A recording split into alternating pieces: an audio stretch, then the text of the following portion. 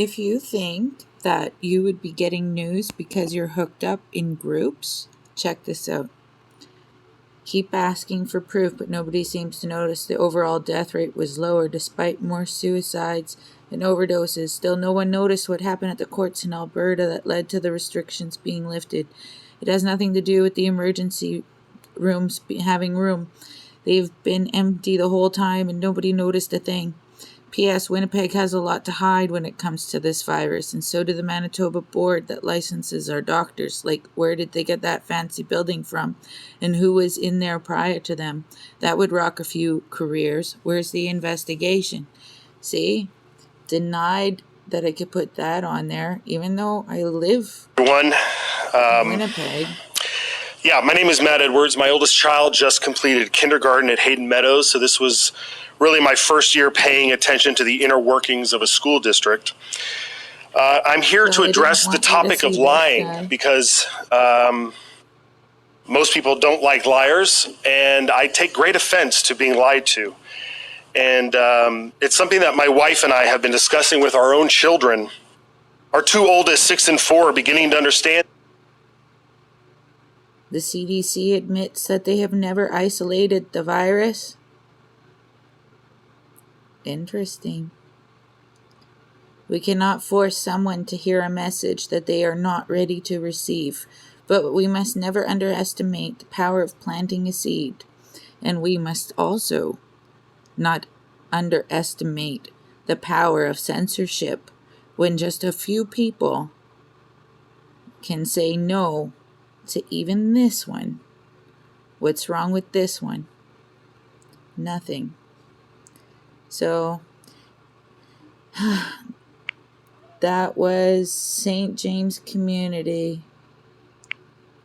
See? And the difference between a truth and a lie. And they're also learning that sometimes what may seem like a lie is really just a mistake because they didn't have all the facts. For instance, if we ask them to wash their hands and they tell us yes, we seek the evidence and ask to sniff their hands. If they don't smell like soap, then they're lying. If one of them claims that the other didn't wash their hands, well, we ask them to verify it by smelling the hands. They will either be proven correct or will be mistaken, but they won't be a liar. Because in our household, there are consequences for lying. Because it is a deliberate attempt to deceive us, and we would be ashamed to raise children into adults who think that there are no consequences for being a liar. So far at this age, any lie that is dealt out is usually identified pretty easily, and we can take care of it. And they're now few and far between because of the consequences. But we do understand that as they get older, the lies will become bolder because there will be much more at stake. But we hope that someday, when they find themselves in a position of power where other adults ask them questions, that they choose not to lie. That will make us proud parents. What would also be awesome is if adults also chose not to censor other adults because they cannot verify what their stance is. They can't prove it. Everything that they're doing is the opposite of what should be done under those circumstances.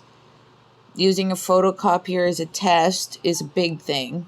Like, it's not a test. It's a replicating device, which is like a photocopier. So the whole thing is based on a bunch of lies. And then they want to censor the people that call them out on it. So I wonder how parents of those that work with and for the district, how your parents would feel knowing that some may be lying to the public. How disappointed and ashamed may your parents be? When this district was asked if That's good enough. Like, just in general, I think a lot of people need to think about what he just asked. Because there's a lot of people that are disappointing for the rest of us right at the moment. Have a good day.